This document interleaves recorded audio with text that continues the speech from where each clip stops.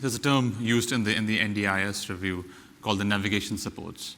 And then there's a whole model of, we need to have navigators, and all Australians with disability will access navigators to help them navigate the system, and how much ever complex it might be. The person who might be a navigator, the job description has been defined in the NDIS review report across multiple sections. So you can't find the job description, but you have to join dots across. And that role has to navigate through not just the state, multiple departments, but the Commonwealth departments as well. So how do you envision the navigation and the navigation supports? Thank you very much, Deb, for that. And thank you, John, for your words. I couldn't agree more. You're absolutely spot on. I'd just like to open by saying I too pay my respects to the elders, the Ngunnawal people here on the lands upon which we meet, and this land was never ceded.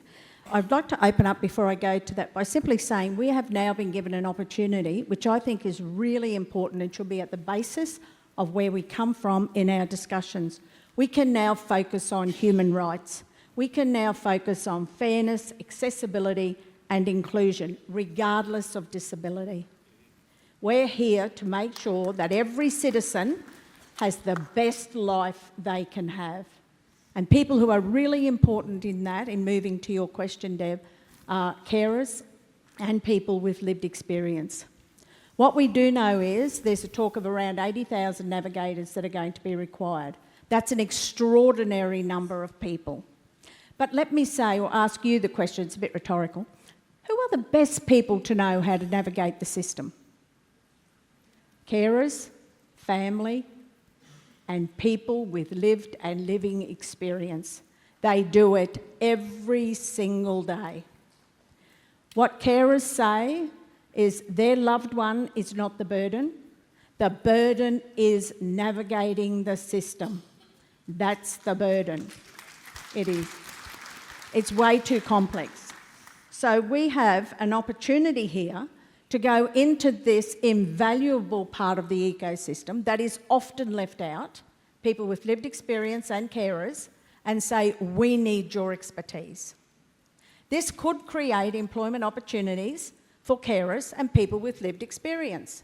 We know that in Australia there are 2.65 million unpaid carers, saving supports around $77.7 billion in taxpayers' money.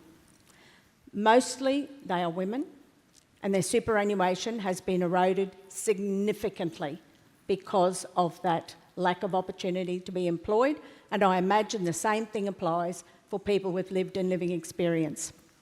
What we will need, though, if we are going to have an effective workforce in this navigation period, to your point, we will need to have an education training system that has the skill set and competencies that meet the demand of a place-based navigator.